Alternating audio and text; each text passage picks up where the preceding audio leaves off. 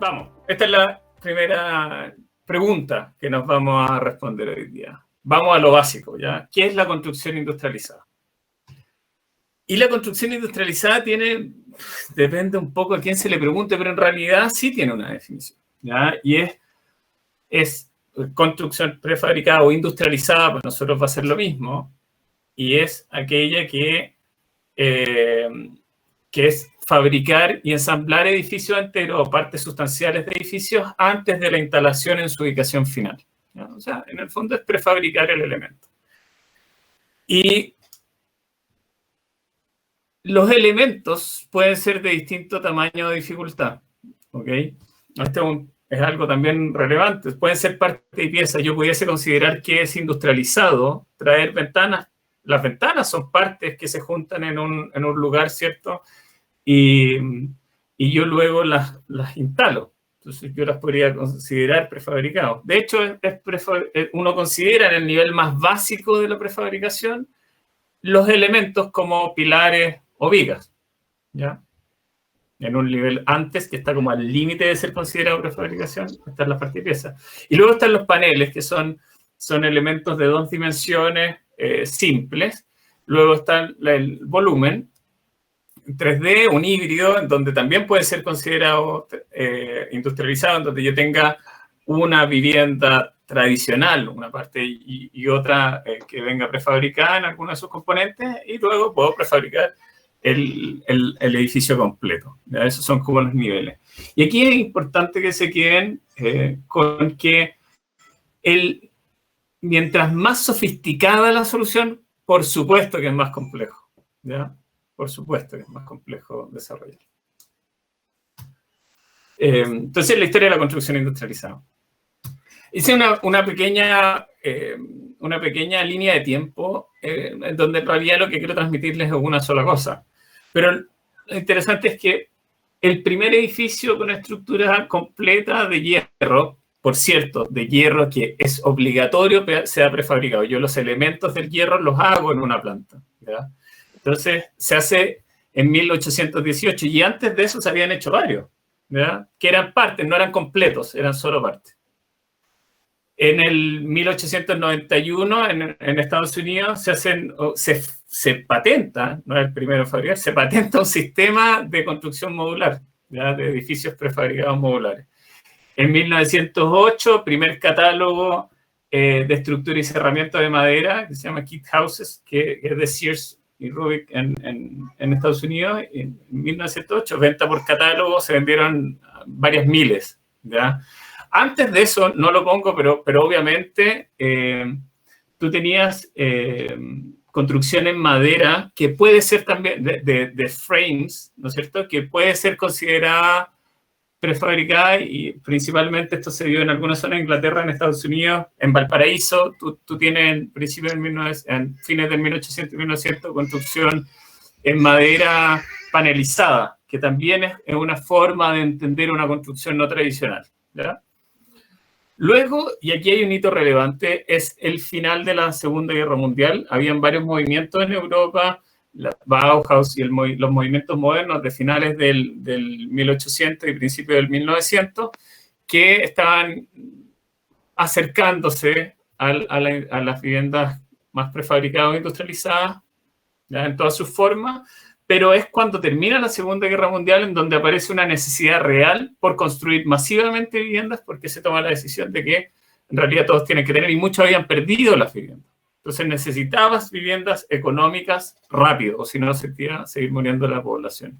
Y hay ejemplos, no sé, en Suecia, en Suiza, en Noruega, Finlandia, en Inglaterra, en buena parte de Europa, en donde en realidad se acelera lo que podríamos llamar construcción industrializada de prefabricado. El segundo punto por el cual se toma la decisión de prefabricar no solo su velocidad, sino también los climas adversos que se dan principalmente en las zonas de más al norte, con nieve, no lluvia en particular, que impiden o impedían el desarrollo de vivienda. En 1960, no es que no hayan ejemplo antes, pero de hecho en 1906, que aquí no está, pero en 1906 el edificio Gatti Chávez, por ejemplo, que es completamente que estaba en el centro de Santiago, ¿cierto? Y que era de estructura metálica, o también son prefabricados, para que tengan una idea, en Chile son prefabricadas la estación central o la estación Mapocho, ¿ya? Los grandes galpones, esos eran traídos de afuera, ni siquiera eran maestranzas nacionales. Y después, en 1960, empieza a acelerarse esto, y quizás los hitos más relevantes son, y le puse acá, en el 66 nace, en 1966 nace Furcade, que es la empresa, en el 62 creo que nace Furcade, pero en el 66 pasa de ser un aserradero y pasa a ser una línea muy básica de prefabricado en madera, ¿ok? Y genera su primera vivienda prefabricada en ese año. Después, en los años 70, lo que hay varios proyectos, pero quizás los que ustedes más van a conocer por el revuelo mediático que en algún momento han generado en la Villa San Luis, que fueron módulos traídos de la ex Unión Soviética, y el edificio de la UNDAC, que el actual Gabriela Mistral, ya no queda nada, pero estuvo vigente varios años y se construyó en 9 meses, ¿ya? Que es un edificio grande. Y en 2018,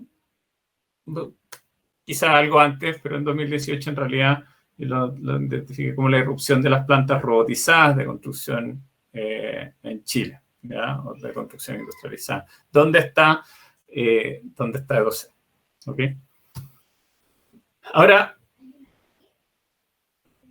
a pesar de que no es nueva, y ese es lo único que les quería transmitir en la slide anterior, a pesar de que no es nueva, y en Chile existe hace más de 50 años, y promete todo, la construcción industrializada por lo general, solo participa el 5% del mercado, y eso es con suerte, ¿ya? En Chile. Y en otros países sí existe una mayor penetración, pero en ningún caso es la norma. Hay algunos, Malasia, Singapur, algunos países de Europa tienen tasas mayores. Malasia debe tener la más grande porque tiene unas obligaciones para que así sea, ¿ya? En el fondo el Estado dice, ¿sabe qué? Usted tiene que ir por acá. Si no, no existe, no puede construir. Entonces, bueno, que no quedan muchas opciones, pero en los que es libre la construcción o más libre, yo te diría que no tiene penetraciones muy altas a pesar de sus promesas. Y entonces, si vemos este conceptual, lo que tenemos es un mercado de la construcción industrializada hoy día, o hoy masivo, digamos, en donde en la construcción industrializada tiene ventajas competitivas naturales que lo hacen que la construcción tradicional simplemente no es competitiva para campamentos mineros o instalación de faena o ciertas partidas críticas de obra. Entonces, lo normal en Chile lo vemos siempre, ¿cierto? Vemos que las instalaciones de faena y los campamentos son industrializados, se mandan de Santiago, o se importan de fuera a veces. ¿Okay? Pero hay un tremendo mercado factible, que son las viviendas en extensión de volumen, viviendas en altura, viviendas de financiamiento público, edificación pública no residencial, que por ejemplo son las que están haciendo ustedes los esfuerzos comerciales hoy día. O sea, tienen una vivienda, ¿cierto?, de 19, tienen un edificio en altura relativamente, o sea, de mediana altura, digamos, en el sur, y están revisando hoy día, están presupuestando, entiendo, ver si pueden hacer en un hospital rápido, ¿cierto? Por las necesidades que se tienen. Entonces, ese es el mercado factible y puede avanzar ese mercado factible hasta tener el mercado potencial total. ¿Cuáles son los beneficios de la construcción industrializada? Lo primero, de lo general a lo particular, comentarles que la construcción industrializada mágicamente entrega beneficios para todos los agentes que intervienen, ¿ya? Para todos. Entonces, si lo miramos por agente, el gobierno y los reguladores, bueno, aumento de productividad en el sector y competitividad de la industria, mejores empleos y menor impacto en las construcciones de su entorno. En clientes, que el cliente entendido como el mandante, ¿cierto? Certeza en calidad, costo y plazo, posicionamiento de marca y responsabilidad social empresarial, menores costos adicionales, tiempo, o sea, costos adicionales, digamos, tiempo o postventa y aumento, por tanto, del margen. En los especificadores, mayor productividad, nuevas posibilidades de respuesta a un problema, reducción de fallas, constructores, productores, certeza en calidad, costo y plazo, y un largo etcétera, llegando al final, probablemente a los usuarios final, que al final, y esta es su promesa, de alguna forma, es ofrecer mayor calidad de vida. Entonces, si tenemos que resumir lo anterior y abstraernos de quién es el agente al que tú estás viendo, en realidad tú tienes dos grandes promesas como construcción industrializada, ¿ya? La primera es que ahorras tiempo debido a que prefabricas, ¿ya? Es evidente. Y la segunda es que tú, por lo anterior, puedes ofrecer un mayor control de procesos que impacta en la varianza del tiempo, calidad y costo, ¿ya? Ahora, nosotros en la literatura internacional y en mediciones que nosotros hemos realizado en varios estudios de este tema, vemos que el ahorro en plazo en realidad si se ve partida contra partida, no el completo. O sea, si fuese una casa prefabricada versus otra casa prefabricada o el muro de obra gruesa versus el muro de obra gruesa, tú tienes ahorros de entre el 50 y el 75%. ¿Ya? En calidad tienes una mejor calidad porque tienes un chequeo adicional en tus componentes y además funciona normalmente como un subcontrato. Entonces, no dejas pasar un elemento que esté mal terminado y eso puede implicar ahorros de en torno al 1% del costo total de construcción. Ahorro de costo, que es por otra línea, es principalmente relacionado a los ahorros de plazo, en donde nosotros hemos visto que pudiese significar entre un 5 y un 10% de ahorro por esa línea. Mayor seguridad, en donde la aproximación tradicional es que, bueno, como hay menos gente, tienen menos accidentes. Y además los montajistas, ¿cierto? Tienen un mayor nivel de capacitación y es más segura como acción o actividad que, no sé, que estar calando una techumbre, digamos, ¿ya? Pero hoy día, con el efecto COVID-19 o coronavirus, aparecen más beneficios. Por ejemplo, que esté entrando y saliendo, que se abra o se cierre una obra implica para quien te contrate, para tu socio o tu cliente, implica que el riesgo de tener que estar, que significan las personas, que significa una cuarentena, desaparece, lo tendrían ustedes en este caso, ¿ya? Si yo lo veo respecto de la posibilidad de contagiarse, el tener menos gente en obra, significa reducir la posibilidad de contagio. Tener una planta significa que tú puedes gestionar eso, ¿ya? Cuando tienes una obra libre es muy difícil de gestionarlo, casi imposible de gestionar. Cuando tú tienes procesos estandarizados con personas que están montando en el minuto y en el lugar que se supone que tienen que estar montando, tú sí lo puedes gestionar. Y por último, y no menos relevante, está el tema de sustentabilidad, en donde debido a la optimización de recursos, particularmente, tú minimizas los residuos y debido a que haces con buena calidad tus obras, impactas positivamente el medio ambiente, ¿ya? Tiene varias vueltas de la sustentabilidad que uno le puede dar. Si vemos un caso real, ¿ya? La obra gruesa construida con elementos industrializados esto lo medimos nosotros, el tiempo cronológico, ¿ok?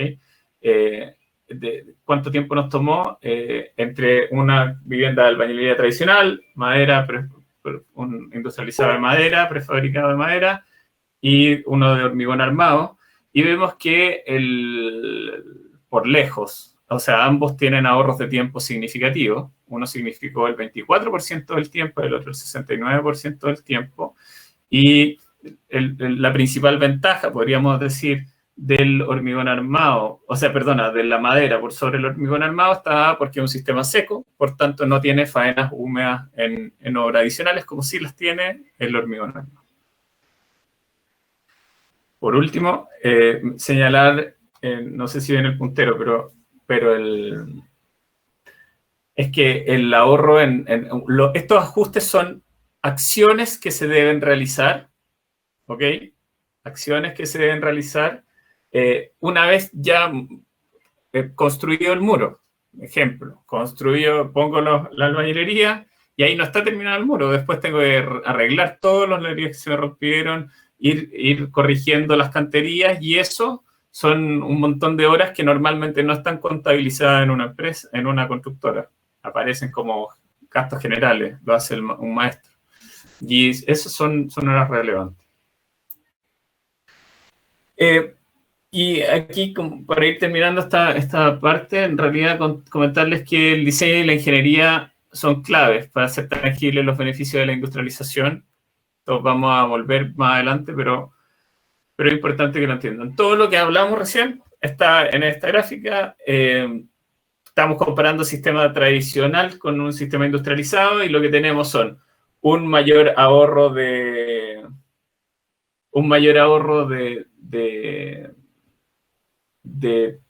tiempo, o sea, el diseño de ingeniería es algo mayor, utiliza algo más de tiempo, ¿cierto?, en el industrializado, pero luego la prefabricación reduce significativamente el tiempo de obra gruesa, el cual no solo impacta en el tiempo total de obra gruesa, sino además impacta sobre las terminaciones porque tengo una mejor calidad de construcción.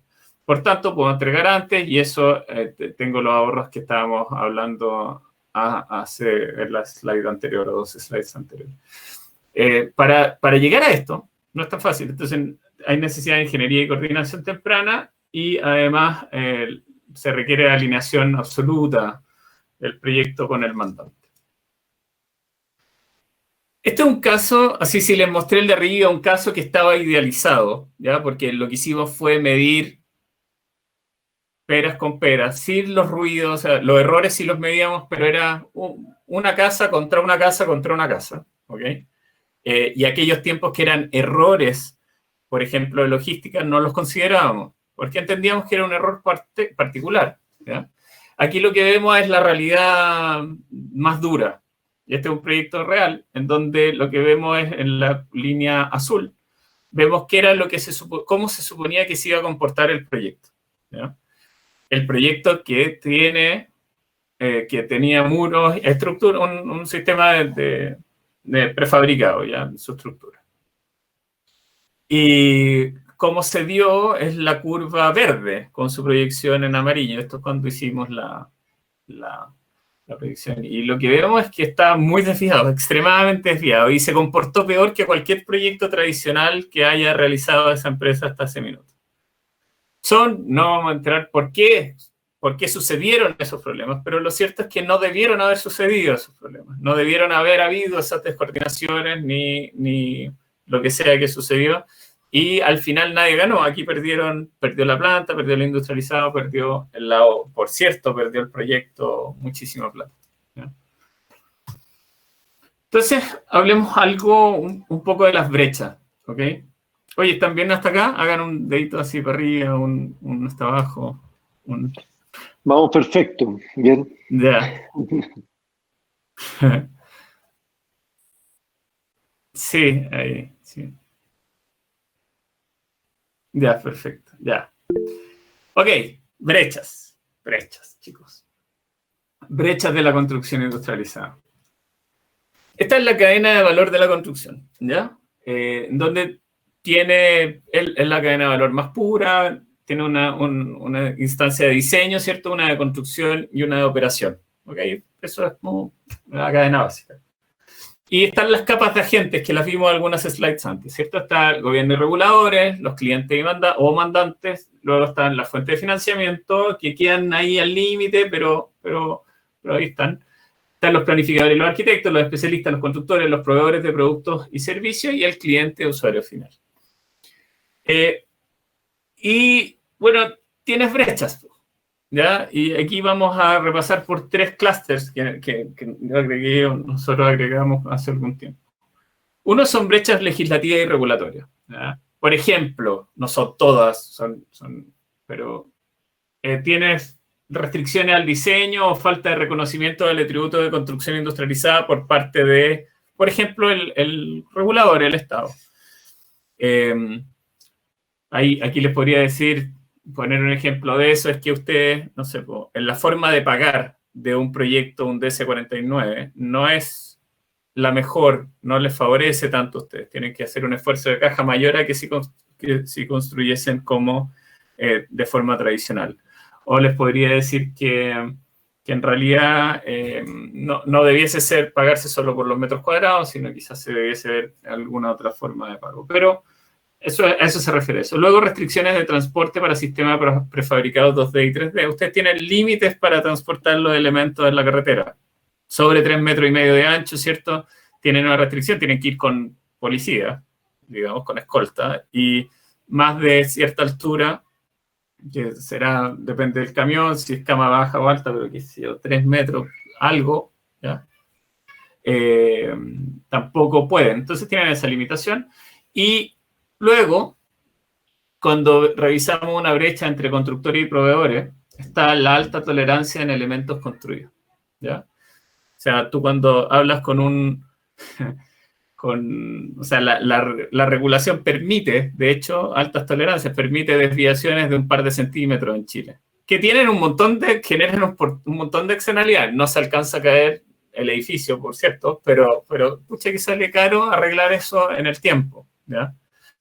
Entonces, ese dejar ser, digamos, o esa tolerancia es algo que aparece. Luego tenemos brechas de información y cultura. ¿Escucharon a mi hija pasar? Sí. No. Brecha de información y cultura. Sobre brechas de información y cultura tenemos algunas como, por ejemplo, entre el cliente y la gestión inmobiliaria propia, tenemos desconocimiento de metodologías de comparación y de las diferencias en beneficio y costo entre la construcción tradicional e industrializada, ¿cierto? Como lo que conversamos antes. Si lo antes... Llegar a esos números no es tan trivial, no es costo directo contra costo directo. Entender cuál es el ahorro que tú generas no es trivial, digamos. Y va a depender de cómo actúa, cómo se comporta cada constructora, ¿ya? Y luego abajo lo que tenemos es logística tradicional no está preparada para la construcción industrializada, existe una baja comunicación relativa, digamos, con proveedores. Piensen que lo voy a poner así. Si yo quiero un camión de hormigón armado, llamo y me lo traen en el día, ¿ya? Si es que tienen disponibilidad. Y si no, bueno, al otro día probablemente lo tenga, ¿ya? Si yo los llamo a ustedes y les digo tráiganme una casa o un panel, no va a pasar, ¿cierto? A eso un poquito. Falta conciencia de los procesos críticos de la construcción industrializada, contratos y presupuestos débiles que han ido mejorando infinitamente, pero partieron tremendamente débiles. Bajo uso de tecnología, por ejemplo, BIM, de parte de la industria, no por cierto de parte de ustedes, desconocimiento de los diseñadores, aquí el ideal sería que los diseñasen con su sistema, y eso es un trabajo que hay que ir desarrollando en tiempo, y trabajadores con falta de entrenamiento, que afortunadamente son sistemas, ustedes tienen un buen sistema de capacitación, pero es un gran tema. Si yo salgo a buscar montajistas de sistemas industrializados, vamos, o sea, E2C o Baumax o Furcae o cualquiera que monte o Martavid, no los voy a encontrar, los voy a tener que capacitar, ¿ya? Ese es el punto. Y por último, existen brechas de coordinación, que la falta de conciencia de proceso y los contratos aparecen, son mezcladas entre coordinación e información y cultura, y hay una adicional que es la falta de coordinación temprana entre agentes, y que es la única forma de habilitar construcción industrializada. La construcción en Chile no está acostumbrada a hacer integración temprana, no lo hace. Lo que hay hoy día es un acercamiento, pero tampoco es, ¿ya? Solo algunos proyectos altamente complejos yo creo que lo han logrado. Entonces, como síntesis de lo anterior, quiero reforzar 3 puntos. El primero es que la construcción industrializada afecta a todo el proyecto desde sus inicios. Más que solo una selección, o sea, más que solo una selección de productos o tecnología aplicada, es una forma distinta de hacer las cosas, ¿okay? El segundo punto que quiero reforzar es que existen estudios que dan cuenta de las virtudes de la construcción industrializada. Vimos arriba, hay 1000, ¿ya? Pero, y los beneficios que esta tiene al ser comparada con los métodos tradicionales de construcción. Pero a pesar de lo anterior, no había una aceptación masiva, digamos. De hecho, yo creo que han quebrado varias empresas que han incursionado en la construcción industrializada, en otras épocas, en otros tiempos, ¿ya? Pero al final lo que has tenido es que no se han mantenido, y lo que hay que preguntarse, y la invitación, y en lo que algo vamos a conversar en las siguientes 10 slides, que son las que quedan, es cuáles son los elementos centrales que están frenando la aceptación de la industrialización en la construcción. Esa es como la gran pregunta. Y hablemos entonces de los habilitantes, ¿cierto? Lo primero, el primer habilitante es como base, o sea, es como si no está esto, no va a pasar, ¿cierto? Es entender que una fábrica es un negocio, que la logística es un negocio y que la obra es un negocio. ¿Ya? Y que de hecho a veces tienen intereses distintos. ¿Ya? O sea, la logística, todos quieren estar a full, ¿no es cierto? Entonces la obra quiere estar siempre construyendo, la fábrica quiere estar siempre produciendo, y la logística quiere estar siempre transportando o montando. Pero así, eso sin planificación no se da. No se da, lo que tiene son muchos tiempos muertos y, por ejemplo, si yo en la obra no estaba listo, no tenía la cancha para ti, eso significa que la fábrica tiene 3 decisiones. 1, producir y bodegar. 2, producir y entregar y que bodegue la obra. Y 3, es no producir, en ese caso. ¿Ya? En todos los casos hay sufrimiento de alguna de las partes. Lo que tiene que pasar es que funcione como un engranaje y que ese engranaje no falle en la menor cantidad de veces posible, porque si no afecta el resultado. ¿Ya? Si tengo que mencionar 4 grandes habilitantes, luego vamos a abrir un par de estos, pero el primero es que deben comprender la realidad sociocultural de cada región en donde ustedes se encuentren. Yo sé que ustedes algo de esto, por supuesto, han incursionado, pero no es lo mismo vender un panel en el norte que en el sur. No es lo mismo venderlo en Europa que en Chile, por supuesto, pero tampoco es lo mismo venderlo en el norte que en el sur. No es la misma aproximación que van a tener. No es la misma aceptación que tiene en este caso la madera, ¿ya?, en el centro-sur que en Santiago, o en la región metropolitana. ¿Ok? Entonces, entender cuáles son los segmentos relevantes, los agentes influenciadores, los dolores y las barreras de la cadena es central para aproximarse a que esto suceda. Lo segundo es que se debe tomar en cuenta que la construcción industrializada es una nueva forma de hacer las cosas, y esto lo estoy reiterando, ¿ya? Porque no van a encontrar, no hay alguien que lo haya hecho muchas veces. Entonces, es un cambio cultural que tiene una curva de aprendizaje tanto para ustedes como para sus clientes. Y no lo pueden obviar, no lo podemos obviar. ¿Ya? Lo tercero es que hay que dar sentido de realidad a los beneficios haciéndolos tangibles. Son ustedes los llamados a hacer el análisis total de factores. Tienen que poder mostrar, demostrar y medir el valor. Y por último, lo anterior no es sencillo. No es sencillo. No es sencillo. Ustedes cotizar, para ponerle un ejemplo, es mucho más complejo que cotizar 1 metro cúbico de hormigón. ¿Ya? Entonces, o lo mismo, o elementos de no sé, livianos, si no importa.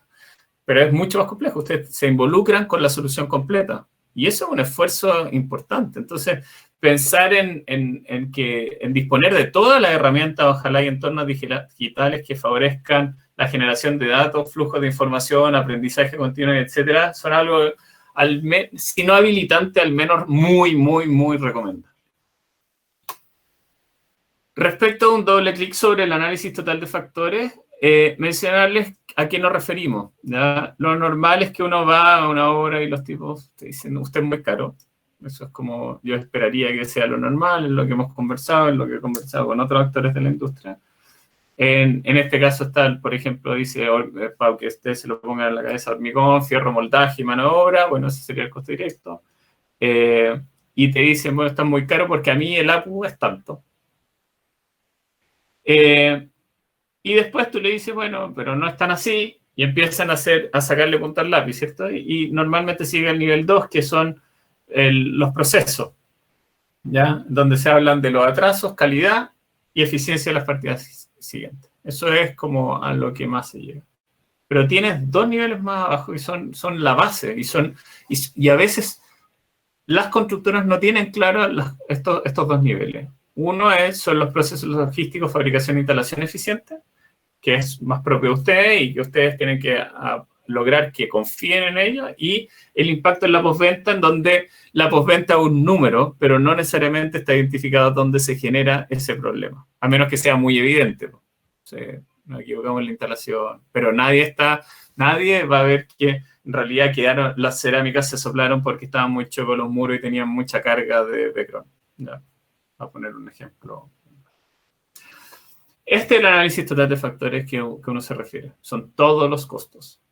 Buceando, o sea, entendiendo, ustedes debiesen entender mejor que su cliente, debiesen entender a su cliente mejor que ellos mismos, a mi modo de ver, para poder vender bien.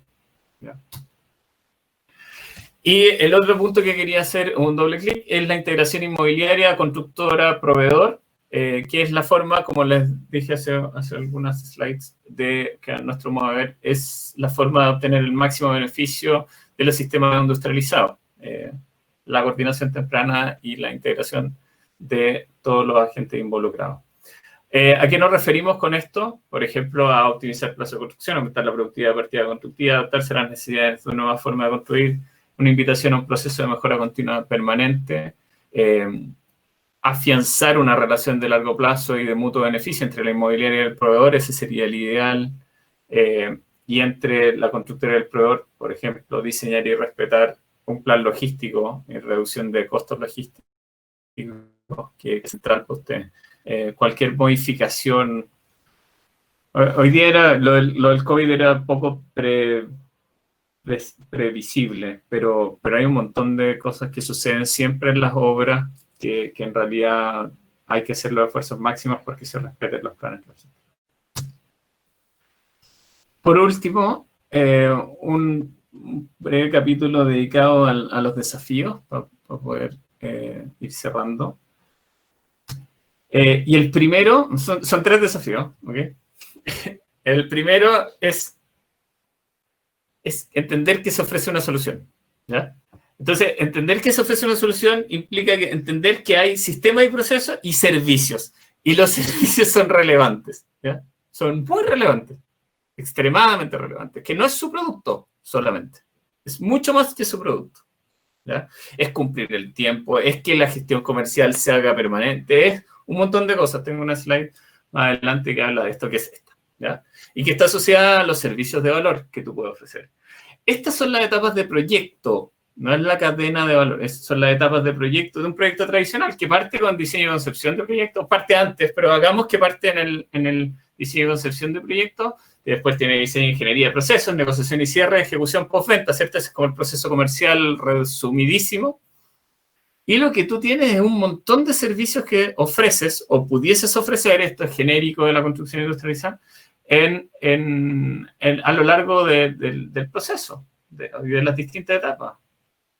Entonces, por ejemplo, un piloto, o por ejemplo, la optimización de futuros proyectos, o por ejemplo, un análisis teórico de los beneficios, son cosas que algunas las ofrecen y otras a lo mejor han pensado en ofrecerlas, pero lo que quiero demostrar con este slide es que el acompañamiento, ustedes se transforman en un socio estratégico. Si ustedes salen, si yo le compro, tengo una obra, ¿ya? Para ejemplificar lo mejor que pueda, si yo tengo una obra y hago con hormigón, necesito hormigón armado, y un día me enojo con Melón, no tengo idea, le compro a BCA o a quien me quiera vender, o a BioBio, no importa. Pero si yo me enojo con ustedes, no hay plan B. O sea, el riesgo que uno dice, ¿no es cierto? Nosotros todos declaramos que lo principal es la certeza de... Ya. Y es cierto que la certeza es la promesa, pero el riesgo que asume su cliente por primera vez, la primera vez que está con usted, es altísimo. Tú le prometes que vas a funcionar y todo, pero en realidad él valora el riesgo, le pone un factor al riesgo muy alto, ¿ya? Y eso hay que entenderlo y hay que ver cómo hacerlo, ¿ya? Y la única forma de hacerlo es acompañando y ofreciendo servicios a lo largo de todo el proceso. Y el último tema que quiero transmitirles, como el último desafío, el último desafío es comprender la dificultad del problema. Esto lo hemos conversado con Felipe, lo conversamos con Antonella. Pero hay que entender que que hay distintas formas, ya lo conversamos en la slide 1, ¿cierto? O 2, que uno puede tener kit, paneles no estructurales, estructurales, paneles, soluciones.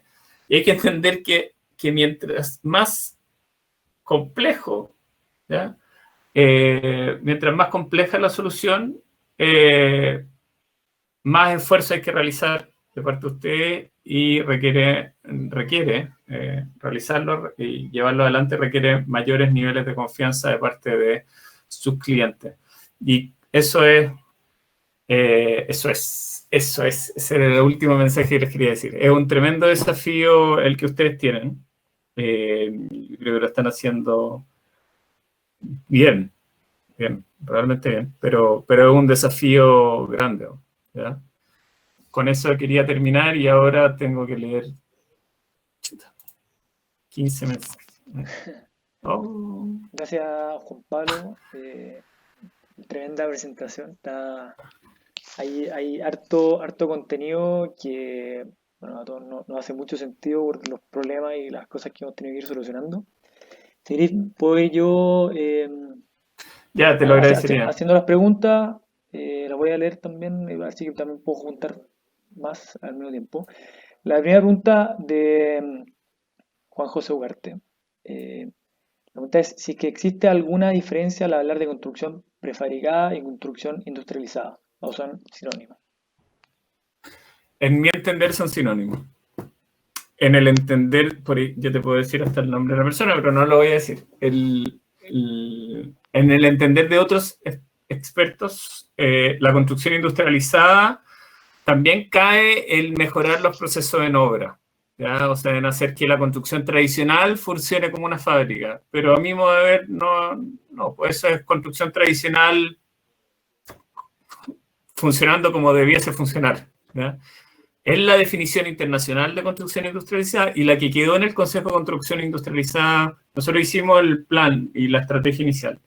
Es la que les mostré, con una pequeña variación, pero es la que les mostré, que al final quiere decir que es construcción industrializada o prefabricada, es lo mismo, implica prefabricar el elemento antes en un lugar distinto al que se va a montar. Eso es, ¿ya? Entonces serían sinónimos. Para mí. Otra pregunta también del mismo Juan José Huerte, el gran J. ¿Hasta qué punto es conveniente industrializar o prefabricar una obra? ¿Limitarse a una obra gruesa, habitable y cerrada que permita trabajar al interior sin los problemas del clima y la seguridad de tener una obra cerrada? ¿O tratar de hacer todo lo que se pueda de forma prefabricada para disminuir al mínimo posible el tiempo en terreno? Yo creo que más que lo que te conviene es una decisión económica. Mira, mientras más terminaciones tú puedas ofrecer, mayor va a ser tu margen y más valor va a entregar a tu cliente. El problema es que lo vaya a reemplazar en un minuto, si tu cliente es la constructora, y te vaya a transformar en una constructora industrializada, donde hagas, al final tomes la mayor cantidad de partidas, ¿ya?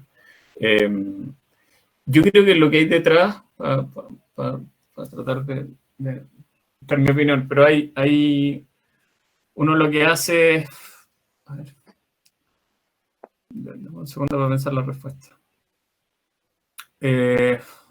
Uno tiene que definir qué es lo que va a hacer, qué es lo que quiere hacer. Creo que la pregunta, a pesar de entenderla, va a depender de lo que tú desees. ¿Tú quieres ser la constructora? Bueno, haz más cosas. Tú quieres ser una solución de lo que son hoy día. Ustedes son una solución del sistema constructivo, ¿cierto? No entregan totalmente terminada la obra, no hacen el radier. Bueno, sean eso. El tema es entender muy bien cuál es el valor que pueden entregar. Ustedes pudiesen definir entregar paneles nomás. Y tienen la línea de producción. Tu fábrica pudiese solo entregar paneles, pero no van a capturar el valor, ¿cierto? Que ustedes están capturando hoy día, teóricamente. Entonces, yo creo que la pregunta, o sea, la forma de preguntar es, o de responder es, una vez que tú definas cuál es tu propuesta de valor y cuál es tu negocio, tienes que tratar de maximizarlo. Y en todos los casos es atractivo. en todos los casos va a ser atractivo y va a ser un buen negocio, pero tienes que estar haciendo, o sea, tú tienes que definir, esto es lo que voy a hacer y hacerlo bien.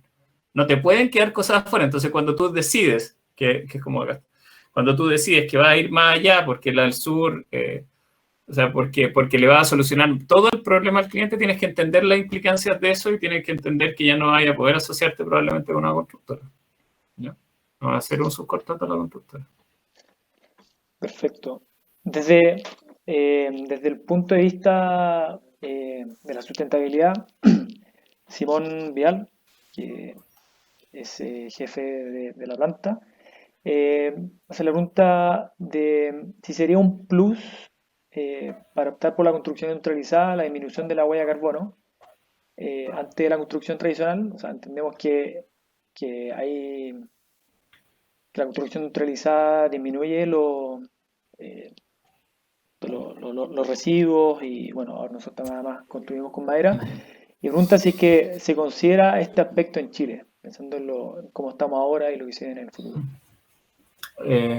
Hoy día no se considera. A ver, para hacerlo uno tendría que hacer una comparación lo más justa posible. Si yo quiero hablar de huella de carbono, ¿cierto? Tendría que hablar de esa huella en el ciclo de vida. Ustedes lo que tienen de ventaja, como utilizan madera en su estructura, son carbono, o sea, capturan carbono, digamos, ¿cierto? Al no quemar esa madera, lo cual son carbono positivos si lo quisiera solo desde el punto de vista de la madera, pero después lo que tú tienes es que utilizas ETEX, ¿cierto? Como paneles, habría que ver qué tanto carbono tienen incorporado ellos, entonces habría que ver cómo se comporta ese panel y habría que compararlo correctamente con el resto de las soluciones. Yo creo que quedarían bien. Hoy día en Chile no se considera. El tema que más se considera es polución. En ese sentido, y uno de los temas que se estaba revisando hace un tiempo también eran los volátiles, o los orgánicos volátiles libres, ¿cierto? Los VOC famosos. Que, por ejemplo, el OSB, si usted utiliza lo tiene. Entonces, hay que también tener cuidado con algunas cosas. Yo creo que son hoy día un atributo de decisión de algunas personas, tanto desde el punto de vista del marketing y la comercialización, ustedes lo debiesen, creo yo, mantener, potenciar, pero son un atributo de decisión, no el atributo de decisión. Hoy día se sigue comprando por precio, ¿cierto? Al final, por alguien que me ofrezca la mejor, el mejor producto al menor precio posible, pues es como el cálculo. ¿No? Oye, Juan Pablo, ahí te puedo hacer un alcance también, que hay algunos proyectos cuando son sobre 300 viviendas que tienen que hacer un estudio de impacto ambiental. Una declaración. Una declaración de impacto ambiental. Ahí también, aparte del sistema constructivo en madera, también se puede ver, por ejemplo, los camiones que al industrializar se disminuyen, ¿no es cierto?, los camiones, se disminuyen los residuos. Ahí también uno lo podría ir viendo, que hay un beneficio económico en la declaración de impacto ambiental, porque cuando tienen un impacto ambiental más alto, después tienen que hacer, ¿no es cierto?, algunas mejoras. Sí, ahora en general, no una construcción tradicional de vivienda, no de otros tipos, no tiene, o sea, es medio nulo el impacto ambiental. De hecho, hoy día esa declaración, lo que se está tratando de hacer, y se hizo, son los ACE, famosos, los estudios de tránsito también, ¿cierto? Se incorporaron los estudios como de impacto del tránsito en lo mismo, y ahí se puede hacer lo que tú dices, pero en realidad los impactos...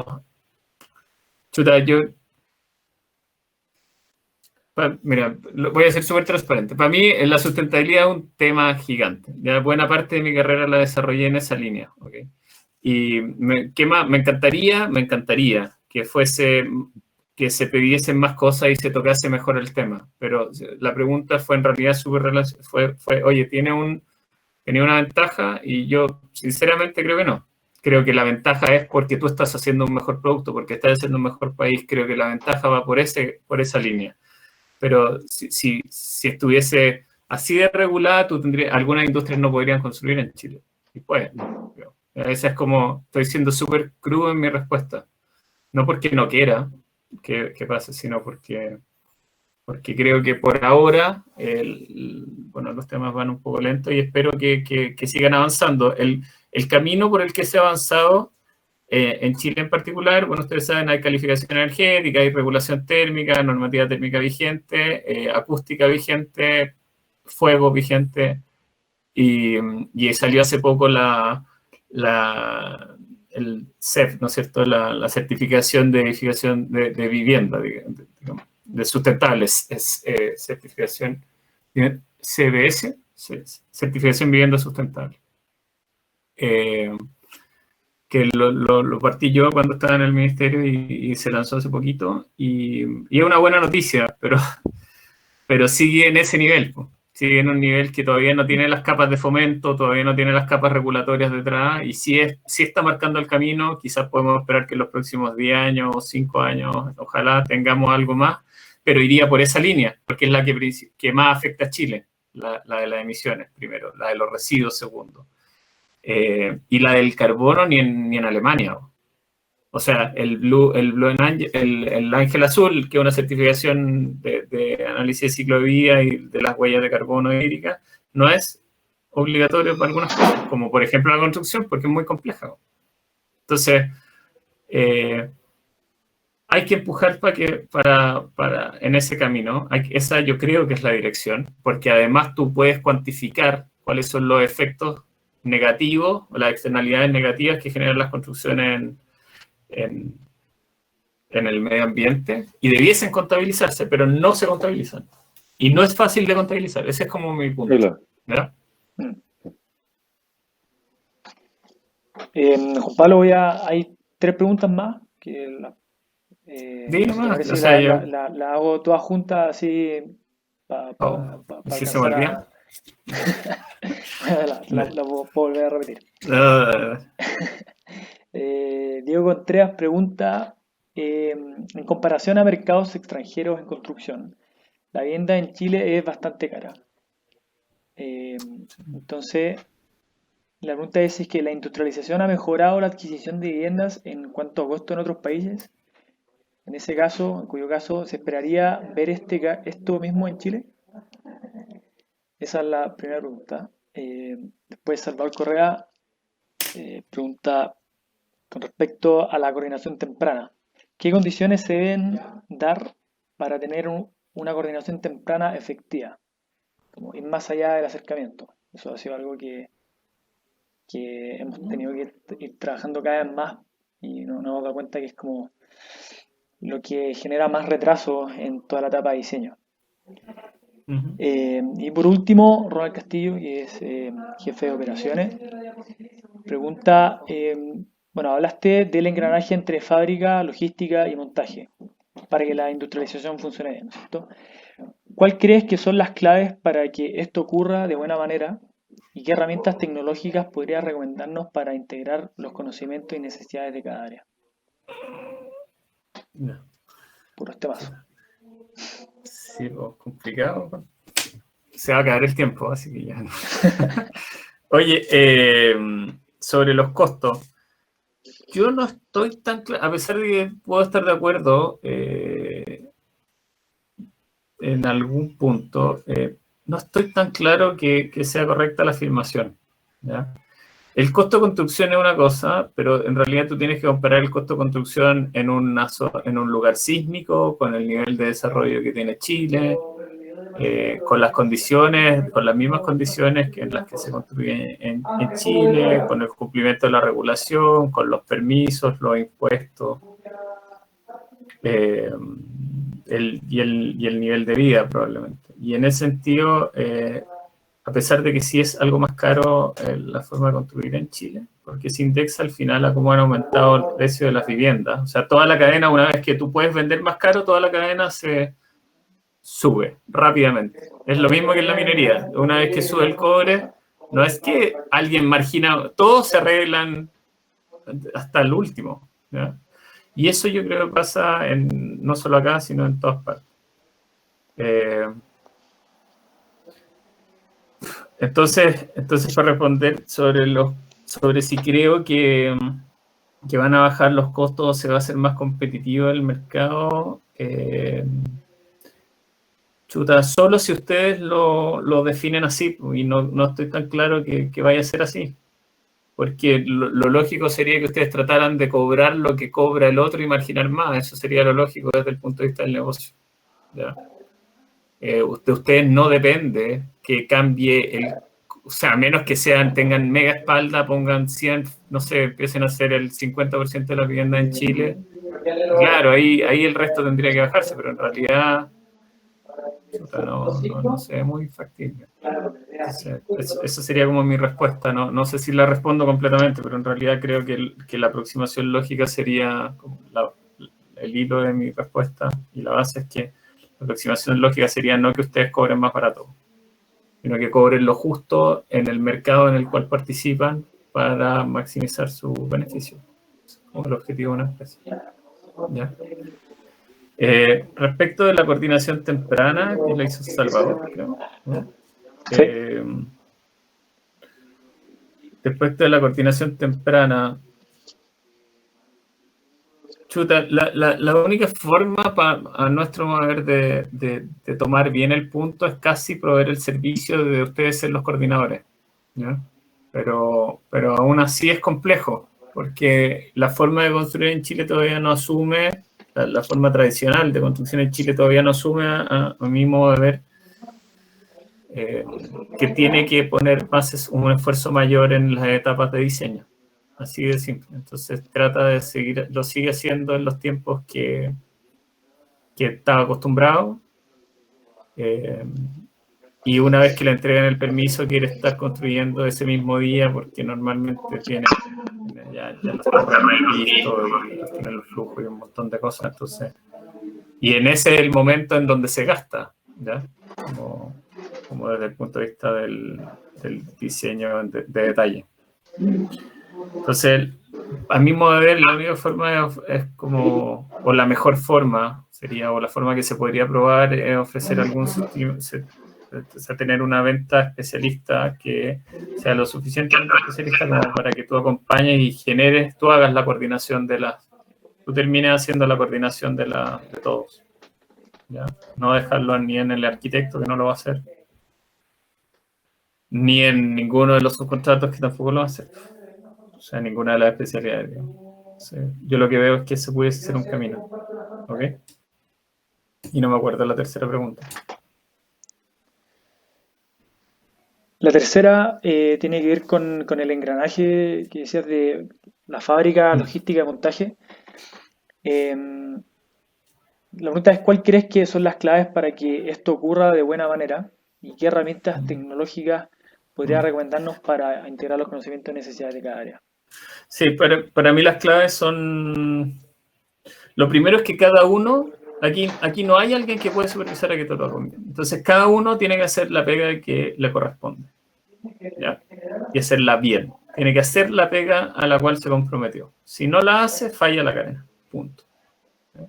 Eso hay que hacerse esa pregunta en todos los niveles de detalle, y uno va a entender, va a tener una respuesta. ¿Qué es lo que tengo que hacer para que no falle? Ahora, eso es lo primero, y lo segundo es la capa de coordinación, ¿ya? A nivel general. Y que la acabamos de conversar un poco. La capa de coordinación tiene que ser infalible, el contrato tiene que ser infalible. O sea, tiene que todo estar conversado, todo tiene que estar escrito, todo tiene que estar claro. Como dije como la sugerencia, ¿cierto? Desafío era esta capa de tecnología, que es por la que se pregunta. Y en realidad, si me preguntan a mí, más allá de qué software puede existir, o sea, yo creo que hay que digitalizarlo todo, ¿no?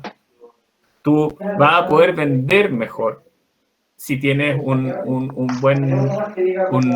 sistema robusto detrás. Tú vas a poder diseñar más rápido si automatizas los diseños o las revisiones, o, no sé, supongamos, nosotros en el proyecto que estamos desarrollando esperamos generar una suerte de herramienta que te permita comparar su sistema sobre los distintos tradicionales para para ver cuánto es el valor que le pudiese generar, ¿cierto? Sobre la tradicional. Pero eso, hacerlo manual es una locura. O cuando tú en el tiempo vas teniendo más información y más proyectos, todo eso debiesen ser cargados en el tiempo. Entonces, y después si yo quiero hacer el seguimiento de la calidad en obra, yo ojalá, si quiero ser transparente y generar confianza en mi cliente, que tenga una aplicación que pueda ver en línea cómo va el avance y ver dónde viene el camión y que yo también lo sepa y cero papel, y después que la postventa también sepa exactamente qué falló y si no falla nada bien, y que el otro lo vea, y que si hay una falla yo pueda tomarlo como aprendizaje y lo incorporo en todo mi sistema, y el que está comercializando, por ejemplo, también lo sepa. Que la planta también lo sepa y que no hayan errores de ese tipo. Hoy día están partiendo, pero si me preguntan a mí, yo creo que así de masivo debiese ser para que ustedes lo puedan hacer. Y ahí se transforman. O sea, ahí el que lo hace tradicional está fuera. Ahí ustedes se transforman en totalmente diferenciales. Ayer hablábamos con Felipe, ponte tú, pensar en lo mismo, velo como el panel, ¿ya? No hablemos de servicios, no hablemos de soluciones, nada, el panel. El panel hoy día, tu panel, es el mismo panel que yo puedo hacer en mi casa. ¿Ya? Así de duro. Y no quiero decir que es un mal panel, no lo piensen así, pero es el mismo panel. ¿Ya? Entonces, cuando tú piensas, ¿cuál es tu diferencial respecto al panel tradicional? Yo empiezo a decir servicios, que le entrego la solución, un montón de cosas. Pero uno pudiese pensar en que el panel sea distinto también. O tenga alguna condición, no sé, de hecho, la conversación salieron como los Tesla, que son autos, pero que tienen una pantalla que condiciona autónoma, pero son autos. Entonces, quizás hasta uno tiene que estar pensando en eso cuando conversamos de qué es lo que tiene que hacer para que todo pase. Y quizás hasta meterle tecnología a esos paneles sea parte de lo que uno pudiese llegar a hacer y pensar en un futuro no tan lejano. Ustedes están partiendo, pero las transformaciones más hoy día con este COVID van a ser bien rápidas, ¿ya? Entonces, no hay que pensarlo. Hay que pensarlo y como que la invitación es a pensar así de lejos. Eso, no hay más preguntas, ¿no es cierto? No hay más preguntas. Yo creo que, bueno, muchas gracias, Juan Pablo. Nos llevamos harto desafío. Yo personalmente había algunas cosas que no las había reflexionado.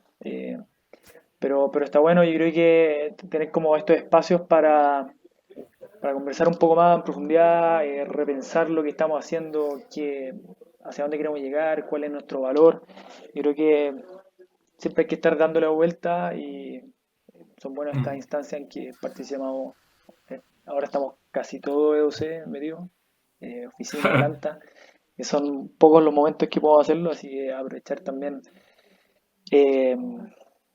esta cuarentena obligatoria que nos tiene así. Así que muchas gracias por la charla, por la preparación, por la dedicación.